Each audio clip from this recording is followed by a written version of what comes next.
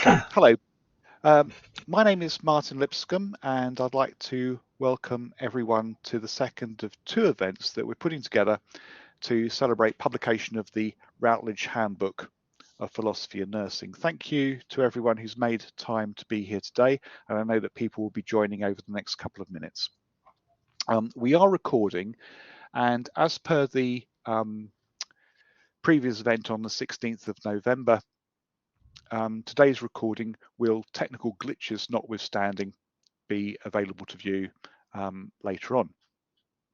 Now, today, in contrast to the last event, our theme is forward-looking. And whereas we previously asked, where are we now, regards philosophy and nursing, today we turn to the future and wonder where we might be heading. And with several really interesting speakers to explore aspects of this theme. Okay, in a moment, I will hand over to Associate Professor Emerita Pamela Grace of Boston College, Massachusetts, who's kindly agreed to say a few words about the book that we are launching. I introduced the work last time and I didn't want to repeat myself, so Pam has kindly agreed to do this today. Thereafter, once Pam has concluded, I will introduce today's speakers, and once speakers have spoken, after contributors have contributed, we will invite questions. Just one last point before we kick off. Links to speakers' webpage biographies are included on the flyer for this event, and I won't therefore list everyone's responsibilities and achievements. All of today's speakers are experts in their field, and were I to name each and every one of their achievements, we'd never get started. So introductions will be mercifully short.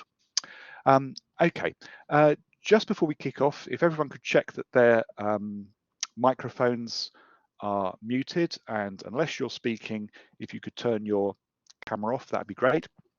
Okay, and so without further ado, Pam, please, would you say a few words concerning our book, The Routledge Handbook of Philosophy and Nursing? Yes, of course. Thank you, Martin.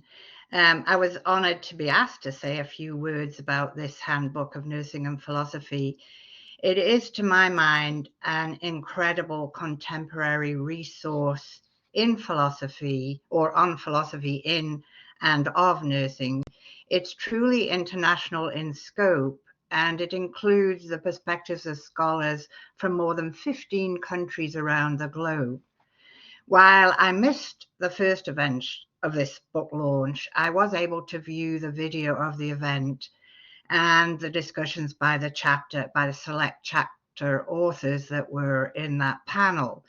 It was a very rich discussion and provided just a sample of the diverse perspectives on the links or perceived disconnects between philosophy broadly conceived and nursing also broadly conceived. And don't ask me what I mean by that because it's too broad. I'm sure this second event, which aims to be forward-looking about philosophy and nursing in the future, is going to be equally stimulating.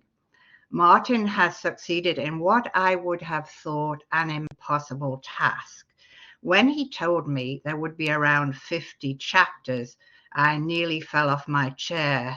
I thought, whoa, rather you than me. I can't even manage a few people who are writing to get them to do what I'm asking them to do. So this is a staggering accomplishment. He has, with polite requests and very little arm twisting, managed to corral a diverse group of independent thinkers, eminent scholars, and practitioners to contribute. Unlike Martin, I have not managed to read every chapter yet, but I have delved into several that especially piqued my interest and look forward to several months of reading ahead of me. In the book, the work of past and current thinkers and thinking are drawn upon and critiqued to inform avenues of inquiry about what nursing is, why, as a body of practitioners and scholars, it exists, whether it is indeed possible to ensure the profession, and I do that in scare quotes because I know that's a contentious term, continues to anticipate and meet the needs of persons in the face of mounting economic and socio-political barriers. Readers will find chapters that resonate, that are iconoclastic, that challenge one to think differently, and content, of course, with which one may disagree vigorously. Yet, all are going to provoke us to think more clearly and logically about what we thought we knew.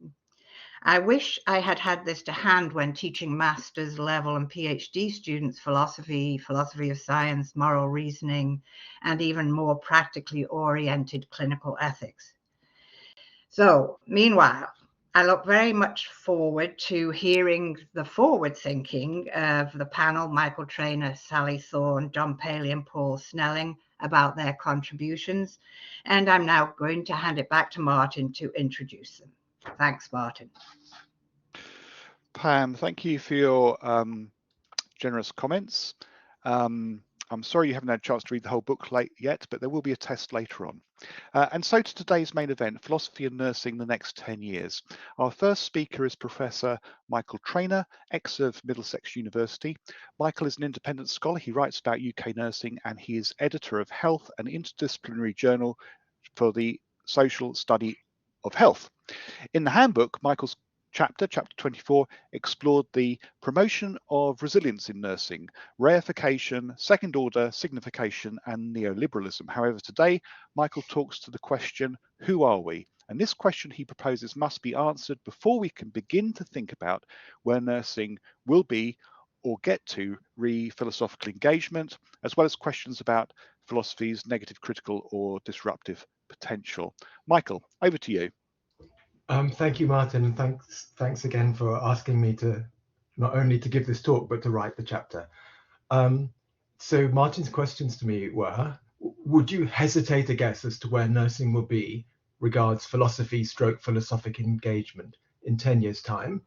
For example, do you think we dare embrace philosophy's, in brackets, thinking's discordant and disruptive potential?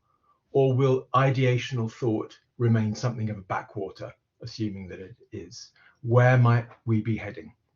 So I want to start by introducing 3 ways that these questions threaten to fall apart in my hands. The first is, who is this we that Martin refers to?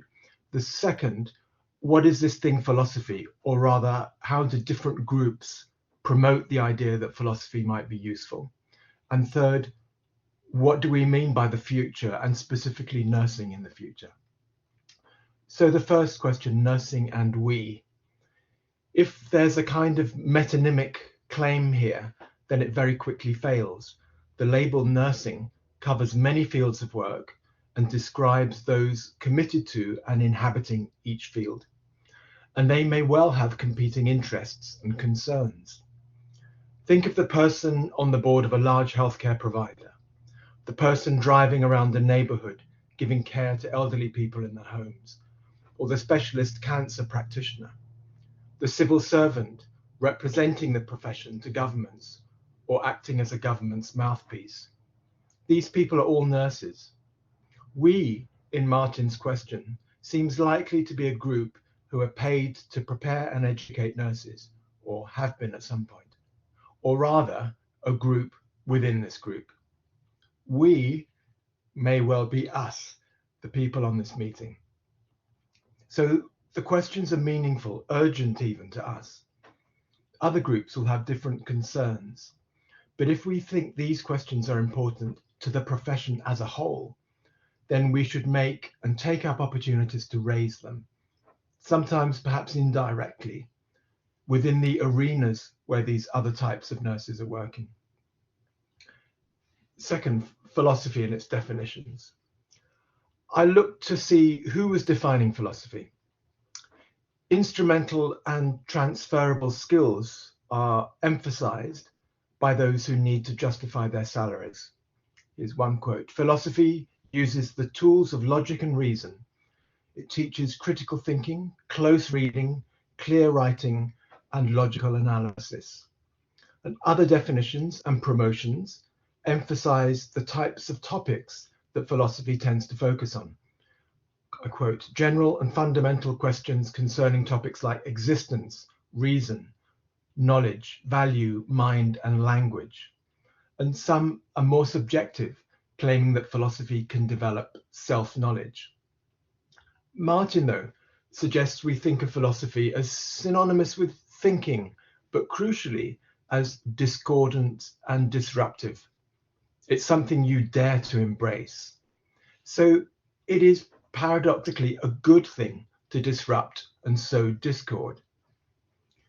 The instrumentalists selling their college philosophy courses, not just to prospective students, but to their parents, their own vice-chancellors and governments, would entertain the disruption and discord, but only as an intermediate phase on the road to becoming sought after by employers, although they might well believe that philosophy graduates will make better citizens.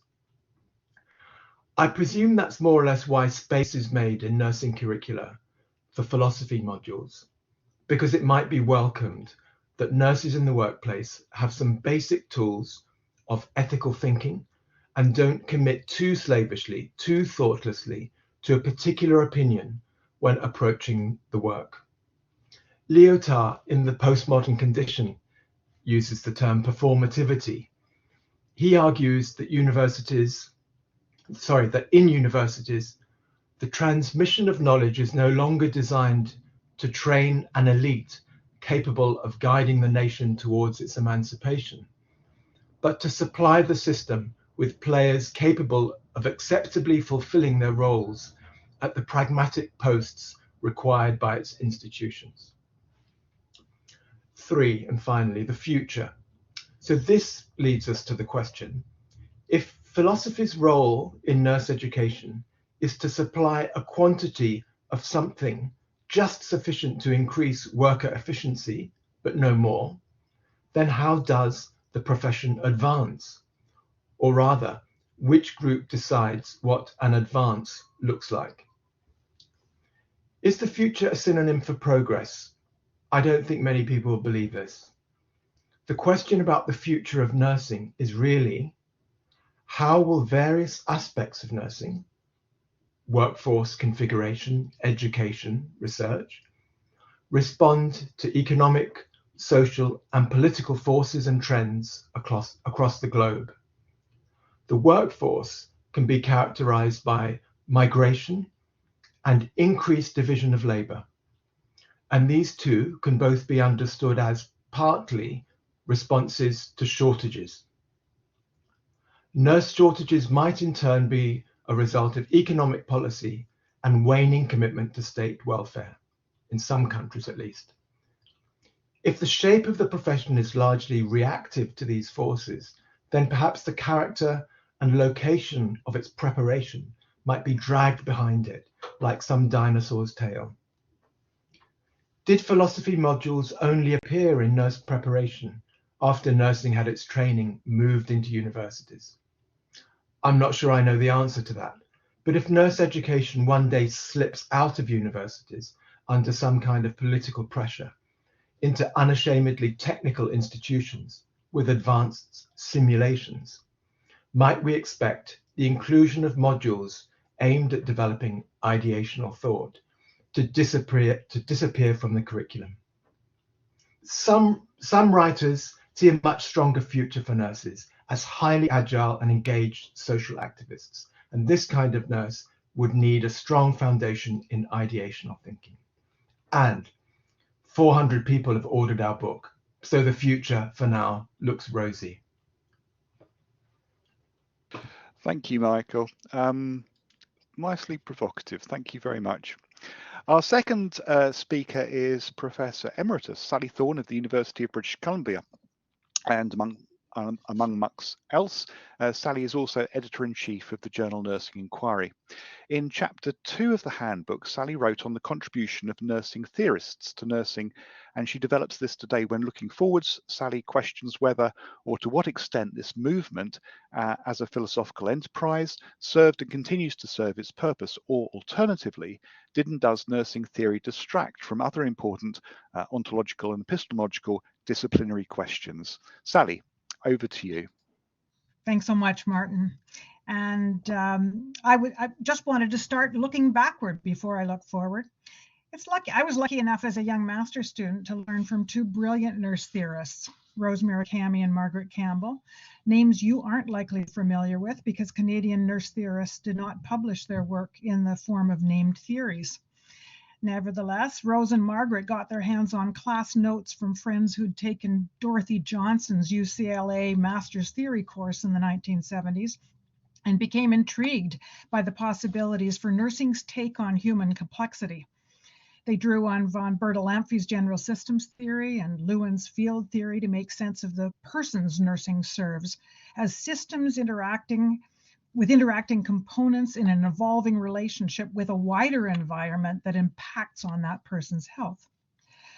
Their clarity of thought helped all of us who were lucky enough to study with them to develop a deep reverence for the question of how ideas work within the nursing mind to guide the concurrent layers of logic and action that exemplify excellent nursing practice, and I would say at all of the levels that Michael described.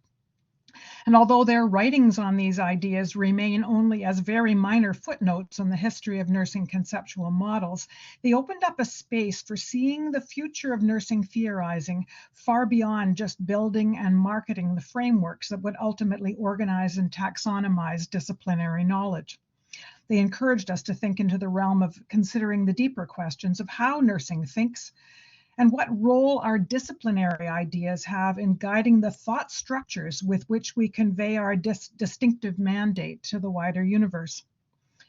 The body of scholarly work we call nursing theory, and from my perspective is known increasingly by the unfortunate term nursology, but the body of work, that body of work as it developed and evolved over the following years, and because of my early beginnings, I watched it closely. I should make it clear that this work was primarily a US phenomenon with some activity in places like Scandinavia and Canada, but for the most part ignored by the international nursing community. In those early years, coming up with a unified model for nursing was a driving force. There was a widely held underlying assumption that the rise of medicine as a scientific discipline was firmly tied to its having a unified conceptual model, the medical model. And American nursing wanted to mimic that, to be seen as an equally mature scientific enterprise. With the ideal conceptual model, we could move beyond the task functions that are the most visible manifestations of nursing work to theorize what's going on in the mind of the expert nurse that constitutes practice excellence. And to be fair, I don't think anyone in nursing would disagree that it was essential to get nursing out from under the wing of medicine at that time, a discipline that assumed ownership over health policy and health system administration, and thought it ought to determine nursing curricula as well. So the goal was a laudable one. The enormous amount of intellectual effort that went into the development of nursing theories was spurred on by the assumption that this form of work would underpin all nursing education, practice documentation, and even research. And drawing on the work of a wide range of scholars, primarily in the social sciences, recognizing that most nurses didn't have access to doctoral education within their own discipline at that time, the early theorists envisioned robust and complete theories that would steer the discipline writ large. And as Jacqueline Fawcett's ideas of the nursing meta-paradigm concepts began to take hold, most theorists structured their work around the meta-paradigm conceptualizations of person as the primary target of nursing action, environment as the context within which that person was influenced to be sick or healthy, health as the aspirational goal of all individuals, and nursing as the interventive force that could influence health within that context. However, Thomas Kuhn's structure of scientific revolutions was also gaining traction during that era, and in that spirit, many imagined that these robust theories could actually be tested against one another for predictive value in driving nursing, and that one would ultimately dominate as the theoretical structure for the entire discipline, or what Kuhn would have termed its normal science. And so began an era of aspirational empire building by the famous names in nursing theory. From my perspective, the beginning of the end came when this competition for theoretical supremacy turned nasty. One group of theorists who self-identified as simultaneity and later human science theorists began to brand all contenders as totality proponents, clearly aware of how the totalitarian implication of that conceptual label might read within the wider discipline. Others depicted their own kind of theorizing as holistic, again implying that competing theories offered a partial or fragmented view of the persons that nursing serves. And in what I think became the most pernicious case of specialized language signification, the term caring was taken up by an influential set of theorists to distinguish their particular form of theorizing as reflecting a distinctively superior conceptual interpretation of the mystical essence of the discipline. At this point, many scholars threw up their hands in frustration and turned away from considering nursing theory as having any relevance to the wider mission of their profession. Nursing graduate programs started to abandon what had previously been mandatory nursing theory courses. And in response to that, some of these theoretical camps circled their wagons, creating their own communities to promote those theories.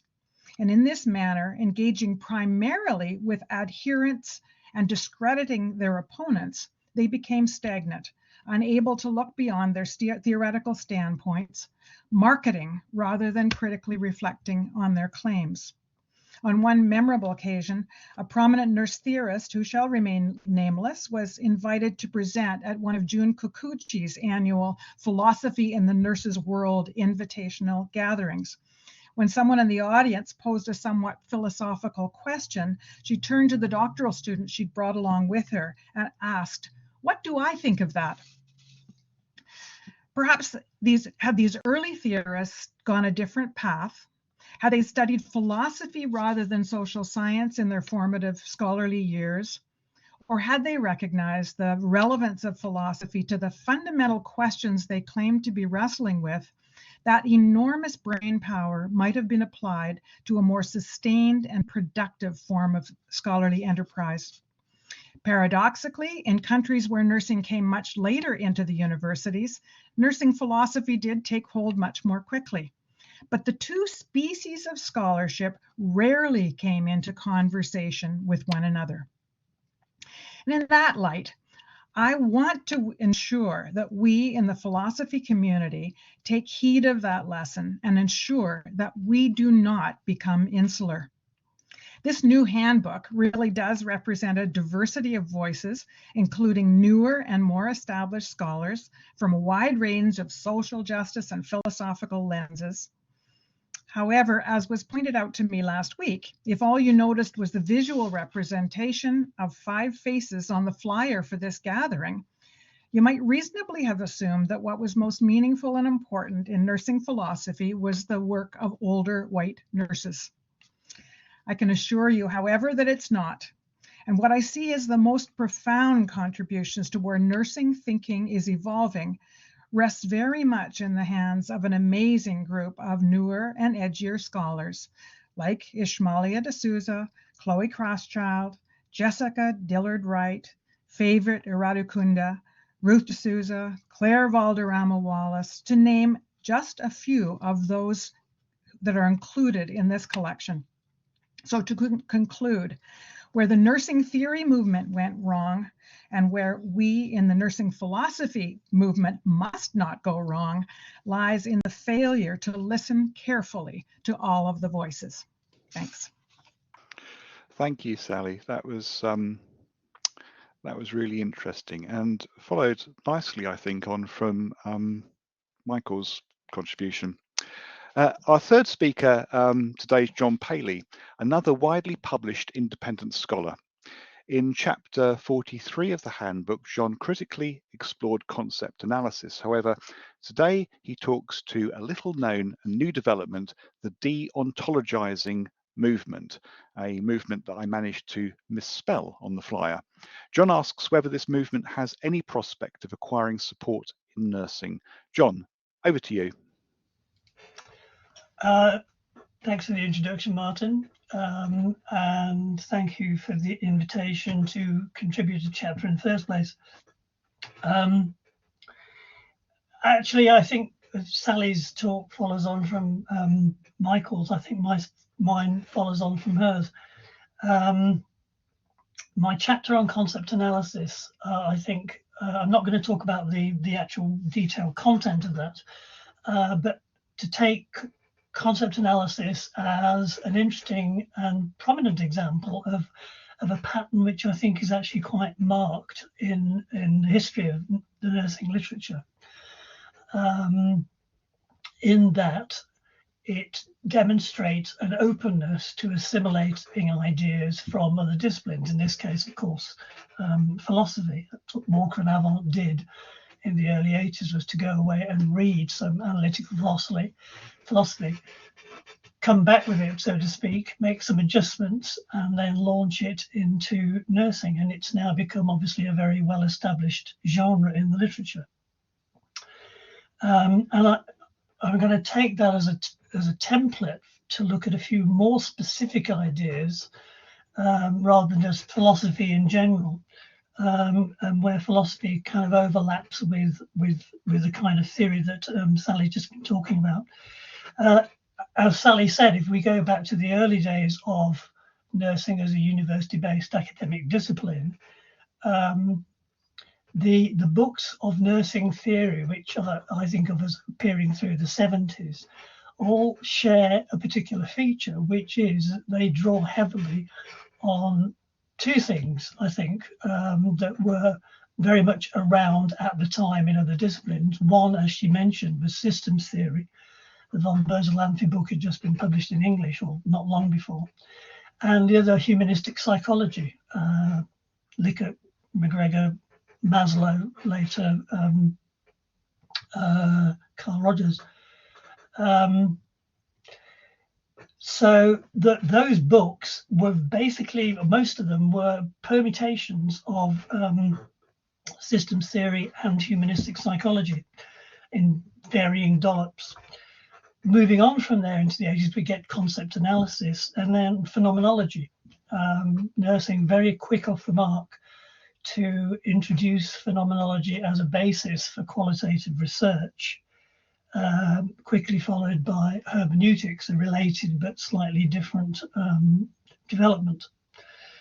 Also in the 80s, again, nursing was very quick to appropriate, and I mean that in a positive rather than a negative way, constructivism, again, as a basis for qualitative research.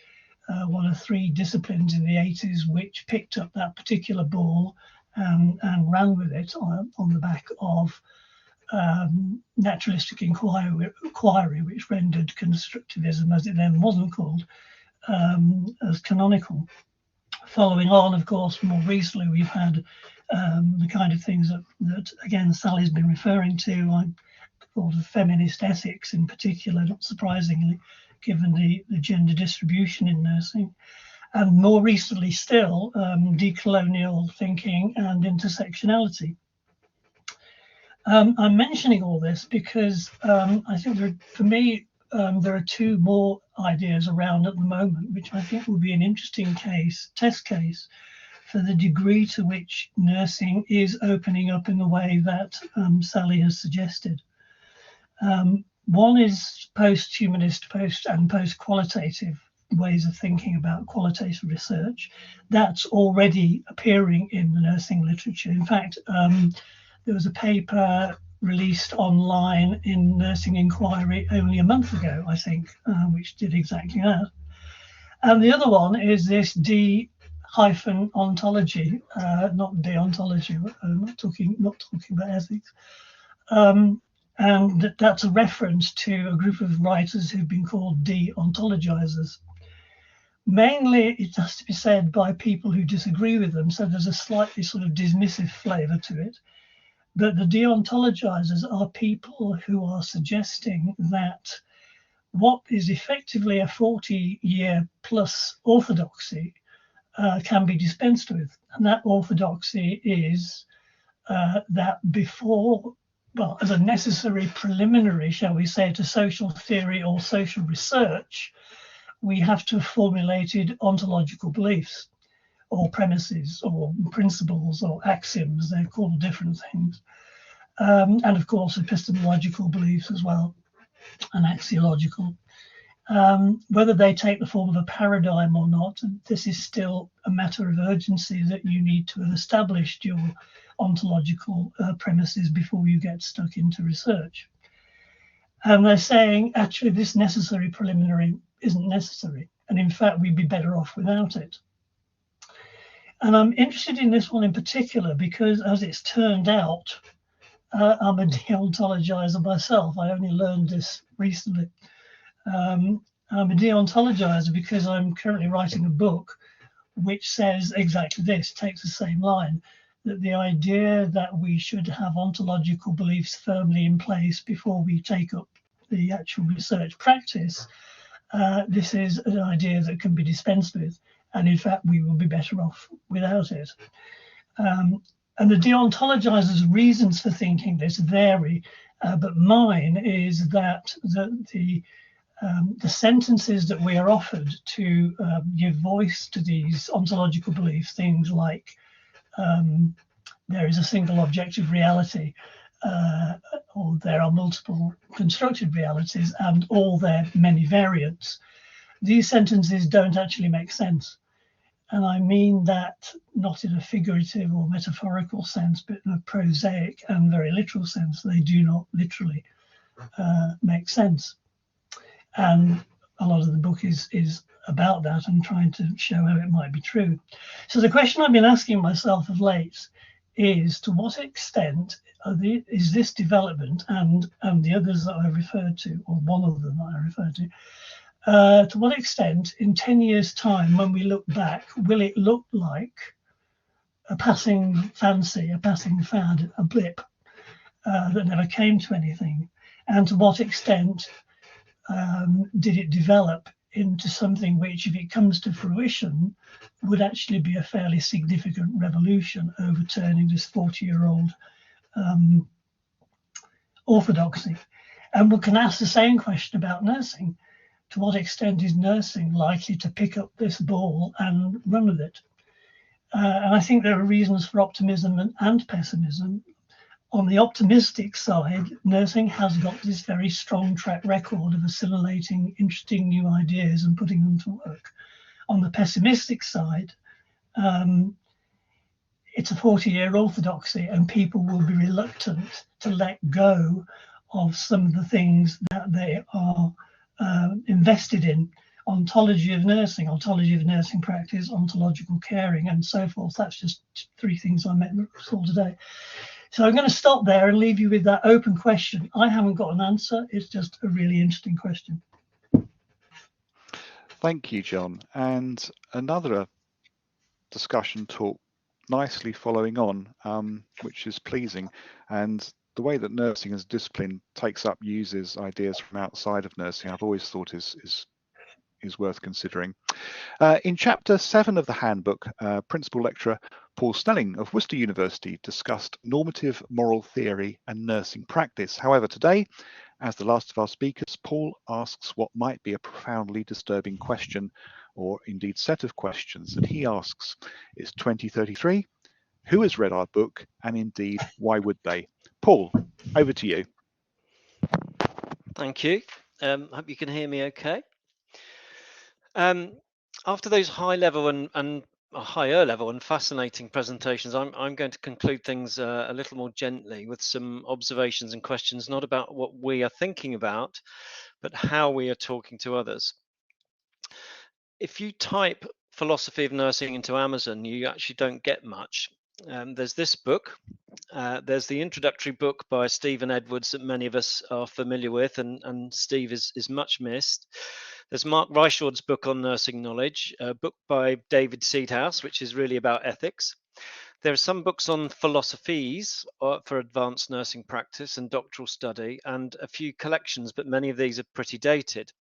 So this collection, our book, is very welcome, and I'd like to add my congratulations to Martin for his skill, but also for his perseverance and his willingness to ignore my advice, which was that you'd be crazy to try and get 50 philosophers of nursing going in the same direction.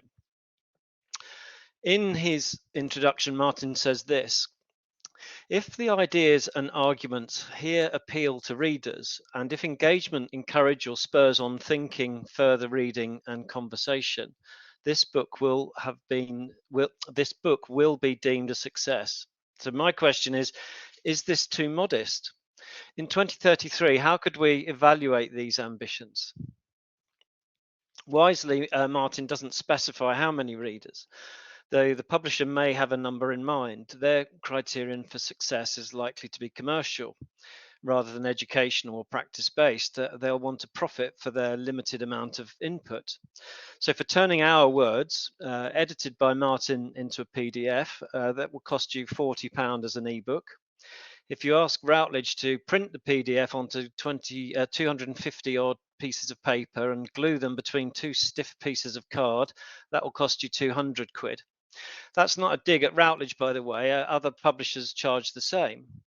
Most hardbacks will be bought by libraries, which means that students anyway will have free access to the material. They'll also have ebooks in libraries, but perhaps not so much practicing nurses in the UK who have some access to some journals, but not many books via NHS libraries. The Routledge Handbook paperbacks are much more reasonably priced at about £40, which is pretty good value, I think, and it does make it plausible that people will buy the whole collection and browse the chapters for interest when the paperback is available, and I hope it becomes available soon. As an aside here, it's notable that the ratio for the cost of a hardback to a paperback is much higher in these academic publishing than it is for non-academic publishers. So the paperback, the hardback is 5 times the cost of the paperback. So the book is visible on Amazon, but will individual chapters be discoverable? It's early days yet, so to suggest an answer to this question, I'll use as proxies 2 other book chapters that I've written for Routledge over the years. One's entitled Rounding on the Smokers, and that's in a volume also edited by Martin entitled Exploring Evidence-Based Practice, Debates and Challenges in Nursing. This chapter is a rant about lack of evidence for nursing policy, but does include obligatory references to the harm principle and on liberty, so I'm going to say that it has at least some philosophical content. The second chapter is entitled Why You Cannot Regulate for Virtuous Compassion, in the book Cultivating Moral Character and Virtue in Professional Practice, and that's edited by David Carr. Another rant about what compassion is and why it's just silly to put it into regulatory codes of practice. So again, there's some philosophical content. So like our book, there are no abstracts to these chapters nor any keywords. In our book, interestingly, there are abstracts via the publisher's website, but not in the ebook or the printed version, which are the same. Searching by title, my compassion chapter, but not the smoking one, is located on fill papers. Both can be found in Google Scholar, neither in CINAHL. On the University of Worcester General Search portal, searching for chapter titles goes straight to the book rather than the chapter. All these strategies are focused to the extent that I know what I'm looking for, either by author or title, but searches for words and phrases may not lead to the identified chapters, especially in the absence of keywords, which are so familiar to journal authors and readers. Martin was very clear in his direction to authors that the chapters in the book should be pitched about master's level, but it's clearly not a textbook. Using my 3 chapters as examples, I want to suggest a kind of sketchy taxonomy of chapters, generally speaking, in edited collections, so not textbooks, edited collections. First is a sort of textbook chapter, perhaps a review. These chapters tell you stuff. My chapter in our book is about normative moral theory. It's got no fresh insights. It's a kind of useful introduction of sorts, and it does provide links to other resources. Second type is a kind of distilled version of previous research or scholarship. My rounding and smoking chapter is like this. I believe it's useful for students and practitioners. It provides a summary of research, again with links, and it's quite quick to write as the material is familiar. So it's basically representing my own research in a kind of different form. The third type of chapter is where there's some original thinking, perhaps even meeting the UK Research Excellence Framework definition of research as the process of investigation leading to new insights effectively shared, although the last of those, given what I've just said, might be slightly problematic.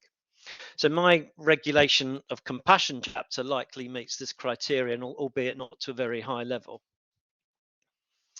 So in 2033, in 10 years' time, I'd like to undertake an analysis of who has engaged with the chapters of the book. I'd hope to access sales figures and download data, and I'd want to see who's referenced each chapter.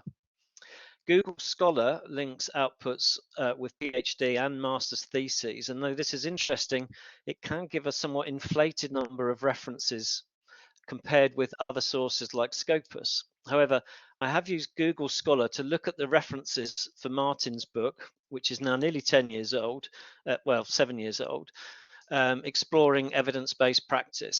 So there are 14 chapters in that book, and the citation counts for these chapters go like this: 3, 4, 5, 1, 4, 3, 5, 2, 9, 25. Hat tip to Sally Thorne. 0, 5, 1, 3. So Sally's chapter is an outlier, and if you exclude that, the mean is 4 citations per chapter. And getting on for half of these are references by either the chapter author themselves to subsequent work or by Martin. By comparison, the journal Nursing Philosophy published 20 original articles in 2016. The Google Scholar citation counts for those articles go like this: 4, 1, 10, 6, 62, 85, 11, 64, 6, 20, 18, 83, 14, 42, 13, 16, 21, 35, 15, 23. And the mean is just over 27, so considerably more. Now, before anyone objects to this comparison, I know Google Scholar isn't up to much, and I know that Martin's EBP collection and the journal Nursing Philosophy are not exact comparators, but I still think there's something there to think about who's reading and citing this stuff. When comparing outputs in edited books, edited collections, and academic journals, the latter, of course, are much more searchable and much more accessible. So what can I conclude from all this? Not much. It's a great book, and I'm proud and delighted to be associated with it and in such highly esteemed company. But publication of the book and this sort of event does give us the opportunity for us to reflect on what we are doing when we engage in philosophy of nursing. What do we write? How do we write it? Where do we put it? And who do we write it for?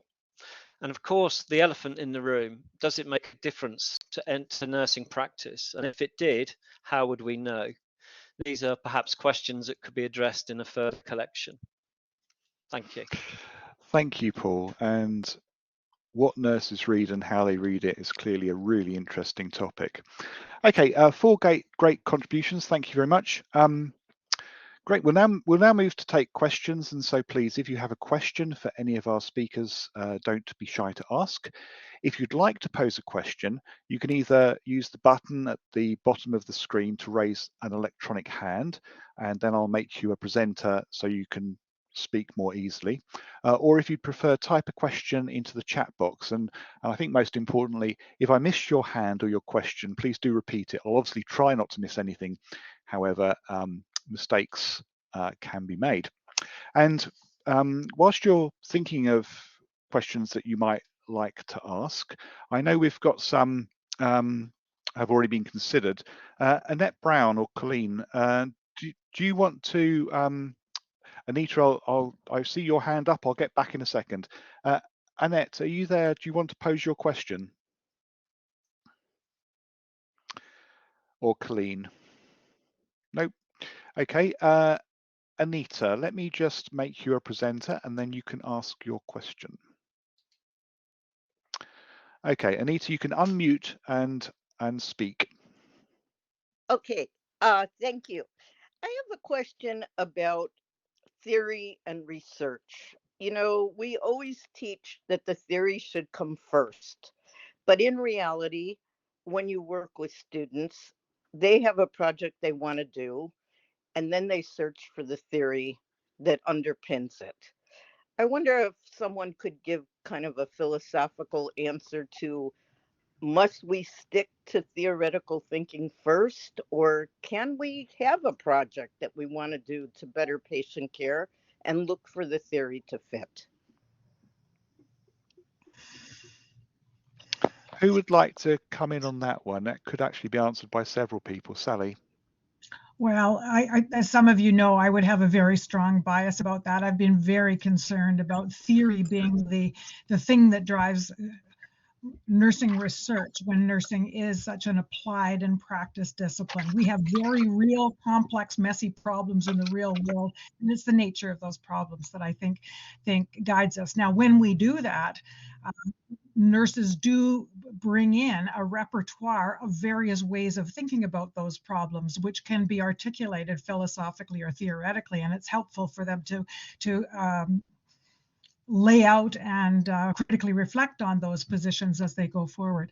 But in my methodological writings, I've certainly been a very strong fan of not attaching to singular theories and to using that repertoire of possibilities, which is, I think, how every nurse in the practice context enters a complex situation with many different possibilities to weigh and critically reflect on before deciding what's the correct path of direction. And because of that, I'm actually quite concerned about the claims that have been made in some sectors of nursing that, and certainly in the world of nursing journal editors, that we should not accept for publication nursing research that doesn't start with a nursing theoretical framework. That, I think, scares me greatly. Yes, that does sound spooky. Paul, did you want to say something? No, that was a hand raising error. But while I'm on, I will agree that, because you see that in moral theories all the time, people search their intuition for a moral judgment and then go in search of some sort of justification for it. So that's a great question. Yes, they do. Now, it's a shame. I've just been looking through the names, and I don't think Annette Brown or Colleen Varco have made it today. I know lots of people were hoping to join us, and Sally, you mentioned Jacqueline Fawcett earlier, and I was speaking to her around 5 o'clock, and she was attempting to get here, but obviously hasn't been able to. Sally, can you recall Annette's question? Because it was quite an interesting one, wasn't it? It was around diversity and questions of diversity in relation to the book. It would be nice just to raise that or to get it spoken. I did think I responded to it in the concluding comments, Okay. I think that I just wanted to acknowledge that I was delighted to accept this invitation. I love speaking with all of you, but I was daunted to realize that it was a non-diverse kind of group of presenters, and I wanted to give a really important nod to some of the ideas that are pushing us forward, and in particular, I mean, there are many in the diversity and intersectionality. I'm very personally extremely interested in where the critical post-humanist lens will be taking us, because I think we have been a discipline. If we had that core ontology, John, it would be toward understanding the primacy of human and human experience, and the focusing of nursing around that individual. That's the place in which nurses in the practice world are very often centered. And even if they're at the administrative table, it's the awareness of that individual. So what does it mean to start to recognize that that thinking about the primacy of individual human beings and humanity as the most important entity on the planet and as the entity around which everything swirls? What does it mean for us to start to think about that? And I think those are profound and fascinating questions that I look forward to in the future. Yes, and diversity is obviously something which needs more attention, clearly. Would anyone else like to ask a question? Because there are so many that could be asked here, I think. Michael, you trespassed into the area of questions and the limits to questioning, and possible limits within clinical practice. Would you say anything more about that? Because philosophy, insofar as it is anything, is a questioning of assumptions, and nursing as a practice discipline, a discipline in which nurses, people must act in the world. Is there a necessary limit or break upon that thing, do you think? You know something, I think somebody else might be better at asking that, because all I think of is that nursing work is so broad and different. It's really hard for me to kind of get a purchase on it, and I'd hate to fall into a kind of stereotype of understanding, you know, nurses as all being people who are all the time kind of acting. Although that does seem to be the kind of ethos. When I was writing this, I was thinking, I didn't put it down, but whether it's in the clinic, you know, or in the university, nursing seems to be primarily about getting the work done, you know, getting through the patients, getting through the lectures, getting through the students, booking the rooms. It does seem to have that sort of strong kind of force behind it, and maybe that's a very sort of the rewards you get from that, you know, are very convenient way of actually not doing much thinking and disrupting, and, you know, which is kind of uncomfortable sometimes. Sorry, that's a terrible answer, but No, it's not a terrible answer. Mary, sorry, I didn't see your hand go up. Do you have a question? It just went up, Martin. You didn't miss it. I just wanted to follow up. Can you hear me okay? Yes. Yes, I just wanted to follow up on the diversity question. I think that it's really important that we also consider diversity beyond race. I identify as Mexican American. I don't know, maybe on my picture, you know, I don't know if Sally was referring to everyone at the last talk as being white. I don't necessarily identify that. I think it's sometimes, you know, identity is very fluid, and we often make assumptions about who identifies as what in what context. And so I think those questions around diversity are really important to consider, but we also need to think of diversity in very broad ways, you know, economics and education, especially when we look at our nursing workforce. In the US, the majority of nurses are often 2-year prepared nurses because that's more affordable. And so it's very challenging sometimes to earn that university degree. I'm not as familiar with how it operates in other countries, but I think there's a lot of value of thinking very broadly, but also critiquing nursing and, you know, thinking about the complexities of one's identity.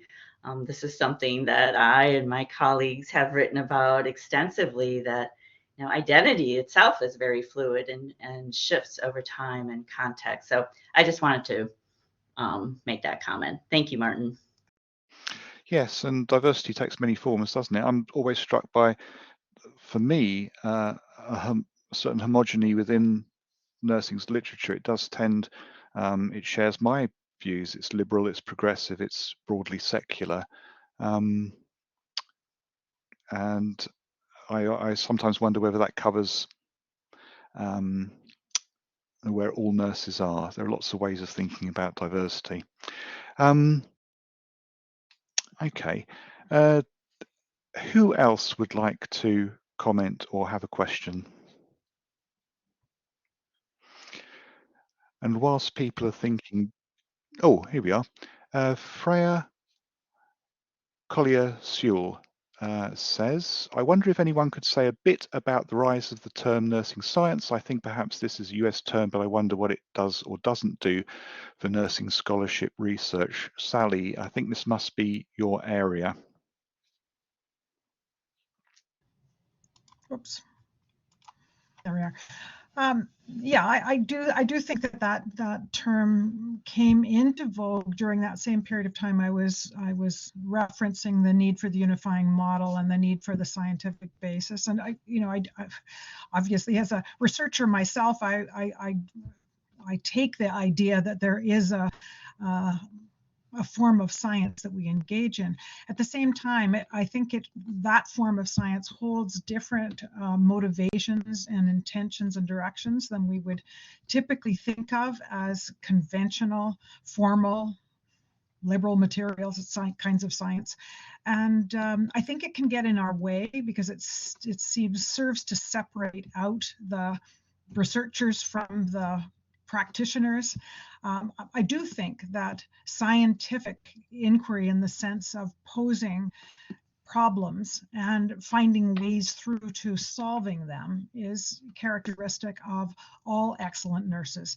And Mary, I really take your point about diversity. I would also include some of those 2-year nurses who have practiced and have thought and become excellent. And so, however, whatever path one takes toward that excellent thinking, I do think has a scientific capacity, the ability to think about the questions of what evidence do we have for what we're doing and what's the nature of that evidence, as well as a philosophically, where is the morally correct path and how would we know that? And I hope that we can consider that philosophy isn't just a conversation among people who dwell in universities and have PhDs, but that it's the kind of conversation that can and should be occurring at all layers of nursing to deal with the complex problems we're sorting through. So the word science can get in the way of that, unfortunately, but I do understand why it's popular in some regions. Thank you. Mike Taylor, do you have a question you would like to throw out? Would you like to unmute yourself? And present. So I got interested in nursing theory and nursing philosophy coming from the practice realm, where I found as a competent clinical nurse, I would provide excellent clinical care and at the same time put people into bankruptcy. I would, apply protocols. And my field was diabetes. I would practice according to protocols, and it turned out the protocols were quite racist. So I was drawn to it because I could not find the answers I was looking for, how to practice morally and ethically, either from some of the nursing theory that I was familiar with, or from the institution I was practicing in. So I'm interested in aspects of how nursing philosophy can guide the moral practice of nurses that are faced with these kind of challenges.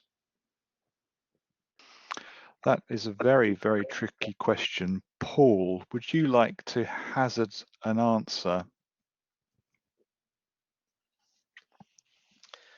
What, in 2 minutes, Martin? Exactly. You want me to solve one of the great conundrums of nursing practice?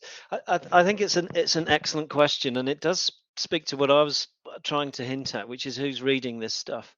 Now, I've just been teaching evidence-based practice module today, as you have too, Martin, to undergraduate students. We say, well, look, there's a way that if you were doing an empirical research study, there's a narrative that you can say, how does my research study get into nursing practice? And it might go through systematic reviews or of qualitative or quantitative research through into guidelines and so on. But there is this cascade, and I'm not overly sure that the same thing happens for philosophical writing, which includes ethics, of course, something I'm really interested in.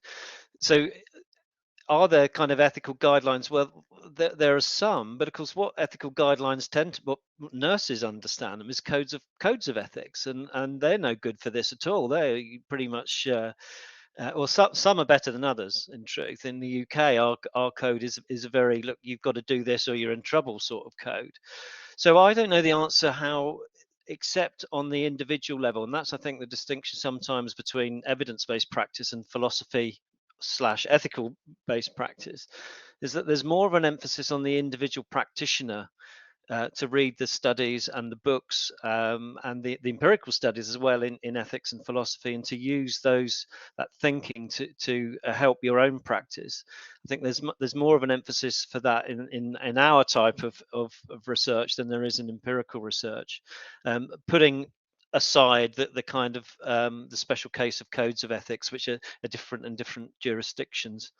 So I'm not answering your question, Mike. I'm just saying it's a really good question, and I think that's, for me, one of the questions that we need to spend more time looking at, actually. Thank you, Paul. Ben Hooper. Sally was just trying to speak there, but she's muted. Sorry, yeah. Sorry, Sally. After you. Could I jump in for just 10 seconds on that one, not to take more of my time? It's the most profound question, and I really do believe that legitimizing philosophical inquiry at some point in nursing education and in nursing conversations leads to nurses being able to at least ask those questions, and it's only on the asking that you begin to start to come together in community, to start to push back, to start to think about how to go forward. So I do see a powerful role for philosophy in legitimizing the asking of those very kinds of profound questions you raise. So thank you. And just to respond, Martin, very briefly, I mean, I think Michael said that he's finding, if I might get it wrong, about modules on philosophy in undergraduate courses. Well, I mean, not where I've worked, and not really a module on ethics as part of philosophy. You know, there's the odd lecture and the odd, passing comment. The level of engagement in ethical issues as part of philosophy is minimal in undergraduate preparation in the UK. I think it's not quite the same in America, on the other side of the Atlantic. It's pretty sketchy here, to be honest. Yes, sketchy, I think, is the word. Ben Hooper, I know you have a question, but just before you ask it, I know some people have to rush off after an hour, so I'd just like to just say, just because people might have to leave, I'd just like to just say thank you very much to Michael Traynor, Sally Thorne, John Paley, Paul Snelling for their excellent, really interesting contributions. I just wanted to say that because I know some people have said they have to dash off after an hour, so I think it's worth saying. Ben Hooper, did you have a question you wanted to ask? Yeah, hi, good evening, Martin. Can you hear me okay? Yes, but I hadn't put my mic back on, so yes, I can. Okay, just a quick one, really, to say thank you to everybody for this evening, yourself included. And the question I was going to ask, I think you've kind of just answered it. I was curious as to whether there's room undergraduate level to have philosophy sat alongside evidence-based practice teachings, because obviously it informs. But you guys have just answered my question, so thank you anyway. Well, that's nice. Okay, Anita Catlin, did you have a question, or am I just watching a legacy hand? No, I did have a comment about what the earlier speaker had mentioned about bankrupting people. I wanted to give a shout out to Sigma, because when Sigma put the UN global initiatives on our radar, and every time we started to think about something in Sigma, we looked at those UN goals. I think that brought philosophy to the bedside.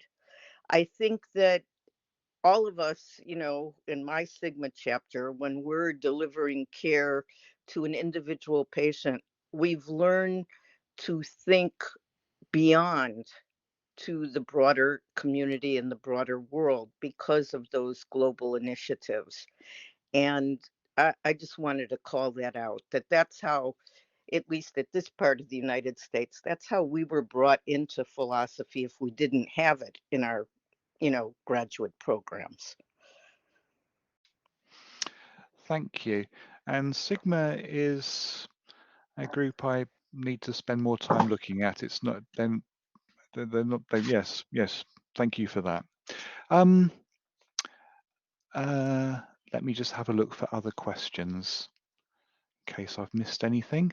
Whilst I'm looking, John, can I ask you to come back in, and perhaps if I can ask you what you think about or if you could comment on the problems that disciplines have in talking to the work of those whose work is appropriate, applicable to them, but from a different discipline. That was a horribly phrased question, wasn't it?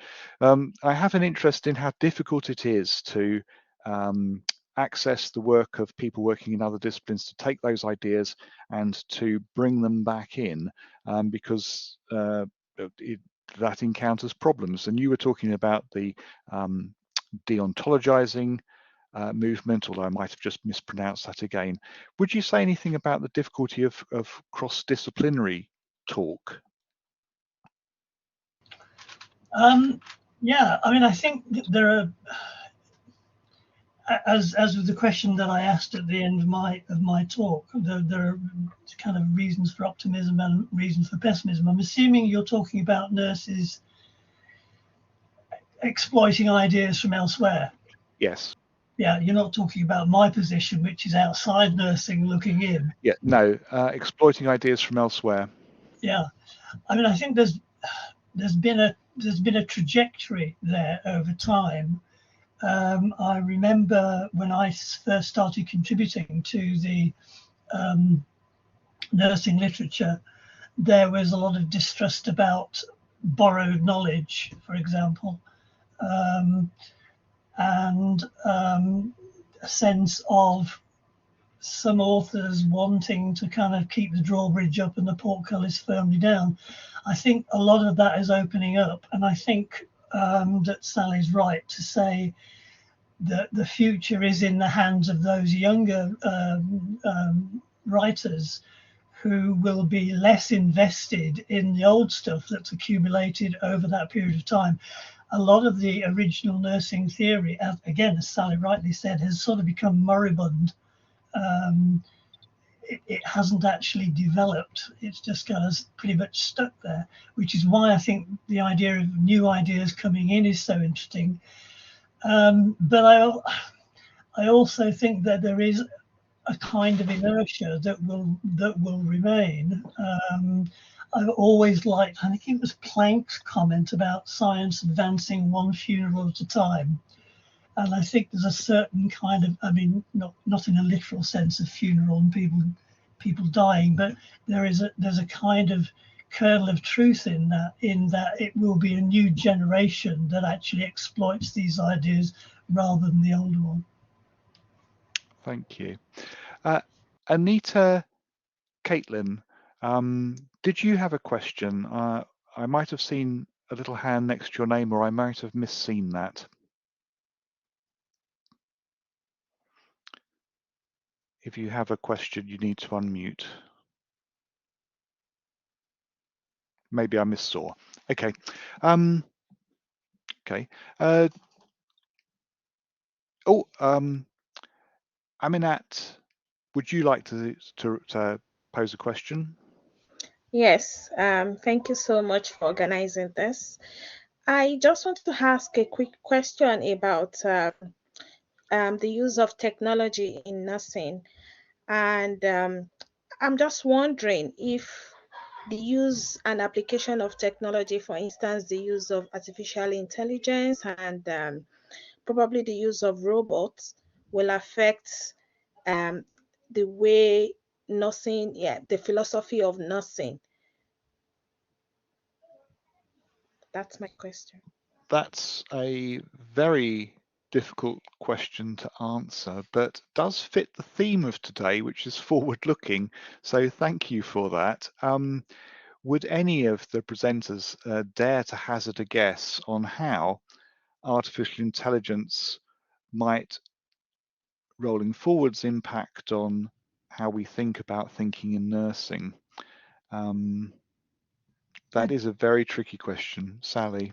Sure, I'd love to jump in on that one. There's no question, absolutely, we're all moving into a world in which artificial intelligence is having increasing impact and influence. Nurses are certainly using it creatively and effectively to solve some of the problems that are persistent and ongoing problems. Nurses are also experiencing it as an interference with the things that they consider to be their fundamental core.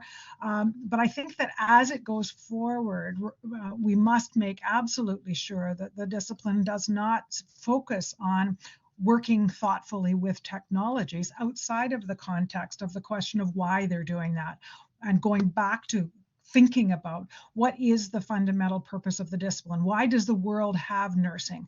What does it exist to do? What's the nature of the core work that nursing writ large attends to? And I think these are very deeply philosophical questions. I think they were attempted by the theorists, but they got stuck. And I think that it is in the world of philosophy and the engagement with these ideas that some of these new bright young thinkers are pushing us forward.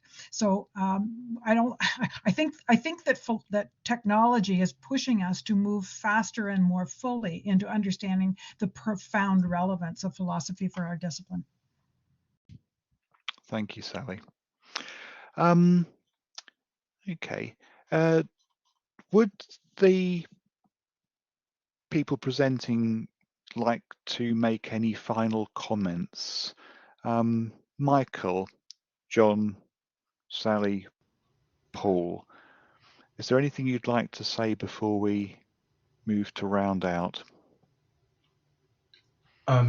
Yeah, just briefly. For me, maybe it's just because I've studied it, but I see kind of professionalization. You know, I suppose it's a sociological concept, but I see professionalization as a kind of so important when you're discussing this particular issue, or probably any other issue about nursing and education. And the same, you know, with AI and robots.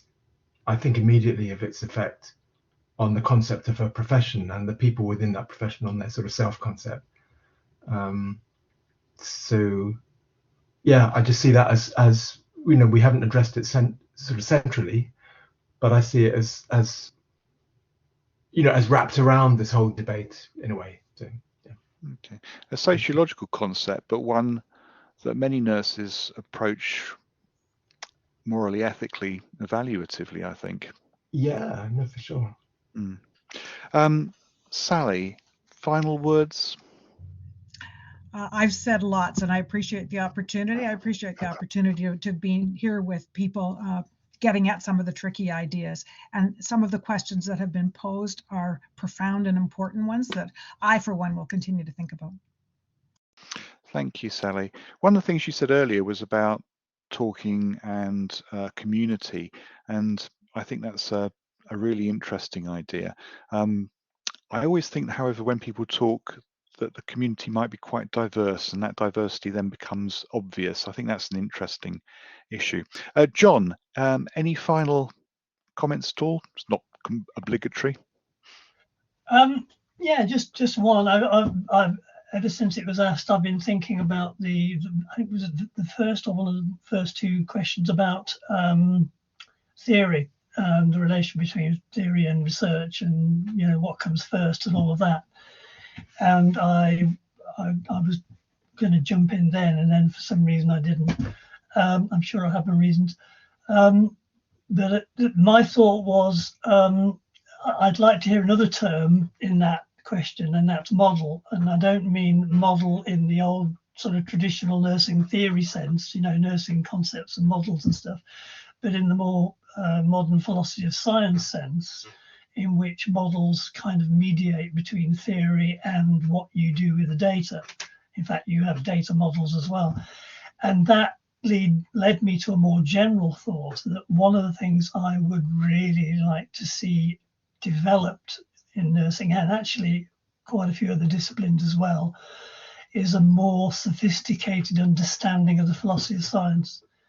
Because a lot of what you see as descriptions of science is, you know, it reflects a philosophy that's now 60, 70 years out of date. And there's a lot of really interesting and exciting and, more importantly, useful stuff that's been around for the last 20 or 30 years, which I think people could and should catch up on. Excellent point. One last thing, I'm the only one who hasn't congratulated you on the book, so please let me do that. Thank you. Paul, what nurses read and how different ideas cascade, if they do, out from what's written, are really interesting problem areas. Have you got any final thoughts? Not on that, because I don't think there's enough done on that, and I think that that might be a line of inquiry. But my parting comment, you know, we're looking at 10 years' time. Well, of course, in 10 years' time, for Sally's point about diversity, is that quite a lot of us in 10 years' time will be even more old and maybe not doing this sort of thing anymore, and a new generation will come in. So I'm thinking about what are the challenges for them. Well, for me, it would be using philosophy and all of the other tools to combat the kind of growing crises that we face as a society, and it shouldn't be just about nursing. So I'm thinking of increasing inequality, and particularly the climate crisis. So for me, the question will be, how do we use philosophy not so much in our thinking but in our actions? How do we become more advocates rather than or rather to use our thinking to advocate? And I think AI is a really good example for that, because the questioner was talking about robots. Well, one of the reasons why people are interested in robots now is that we can't find people to do the care.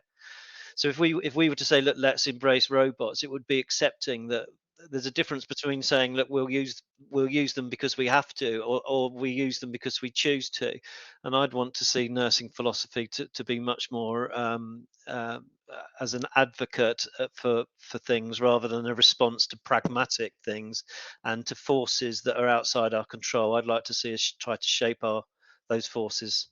Sorry, that was a ranty and a ramble, but I hope I made myself a little bit clear. Thank you. Not rambling at all. Not really. No, sorry. Just being polite there. Pam, did you want to say anything before we wrap up? I mean, it's been a fabulous event, and lots raised, and I'm typically someone who has to go and think about it, but from my perspective, it's philosophy in philosophizing is best used to look at or question the root causes of why nurses end up in the predicaments that they end up in, where they feel like they're responsible instead of who's really responsible. So just I thought that what Paul said there was actually a good last word, that I think it's critical that we go on philosophizing. The question for AI might be, are AI entities going to be considered human too? So that, never mind, that was just a post-human idea. Thank you, Pam. Okay, let's wrap up. And so once more, thank you very much to Pam, Michael, Sally, John, Paul. Thank you for your time this evening. Thank you for everyone who made time to be here. And the recording will be made available in whatever magic way it's normally made available in the near future. Okay, thank you very much, and I shall now stop recording and press the button. So good evening or good morning wherever you are. Thank you, everyone.